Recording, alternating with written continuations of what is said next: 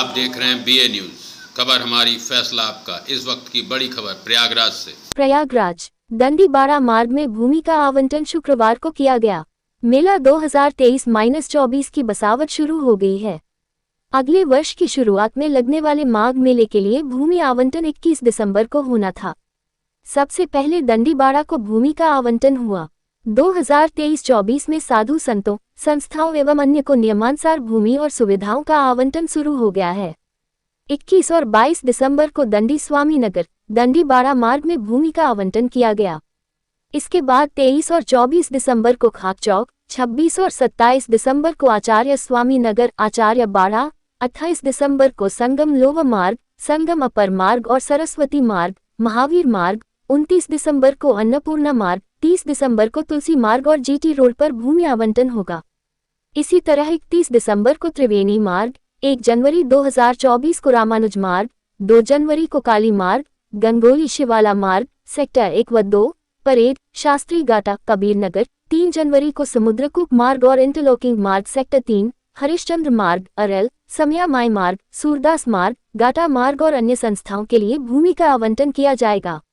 साल देते आ रहे हैं, वही इस साल भी हमारा चल रहा है और सभी लोग प्रसन्नता से भूमि का आवंटन कर रहे हैं।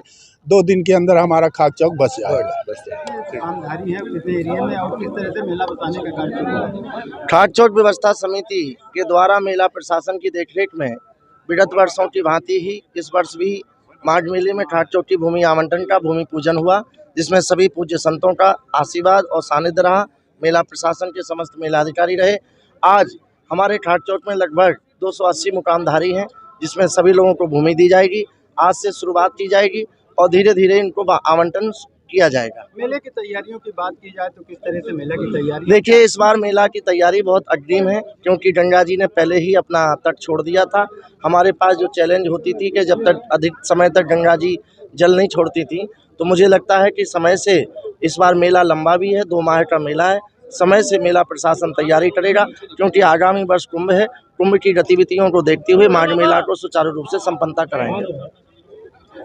माघ मेला 2023-24 की तैयारियां अपने चरम पे है और जैसा कि हम लोगों ने रोस्टर एक जारी किया गया था कि 21 तारीख से भूमि का आवंटन किया जाएगा।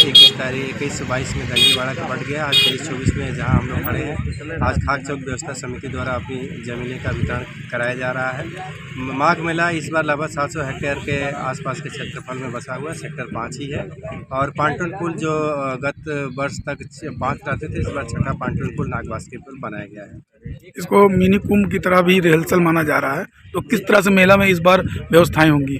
जी बिल्कुल ठीक कह रहे हैं। जैसा कि 2025 में महाकुंभ 2025 लगने वाला है, उसकी तैयारियों को लेकर के ही कुछ प्रयोग किए जा रहे हैं। जैसे कि जल निगम द्वारा वाटर ATM का प्रयोग किया जाएगा, मेला प्राधिकार द्वारा water laser show, thematic light, thematic gate और आपका जो है वाटर स्पोर्ट कार्यक्रम पर्यटन विभाग द्वारा रहेगा। PWD द्वारा 2 पांटून पुलों पर डेलिनेटर लाइट का प्रयोग किया जाएगा। बिजली विभाग द्वारा सोलर हाइब्रिड लाइट का 165 का इस्तेमाल किया जाएगा। इसी प्रकार के कुछ नवाचार हैं जो इस माघ मेले में किए जाएंगे। सफलता पे आगामी कुंभ मेला में विस्तृत पैमाने पर परिदृश्य होंगे। हर बार साधु संत जल को लेकर, जल कमी को लेकर साधु संत नाराज रहते हैं, तो इस बार जल पहली बार में कितना छोड़ा जाएगा? जैसा कि हम लोगों का हर बार माघ मेला शुरू होने से लगभग 7 से 8,000 क्यूसेक के आसपास में जल रहता है, उसी के जल में स्नान कराया जाता है। इस बार भी शासन स्तर पर पत्र के माध्यम से अवगत करा दिया गया है कि माघ मेले के दरमियान हम लोगों का जल जो है 7 से 8,000 क्यूसेक के आसपास में रहना चाहिए, जिससे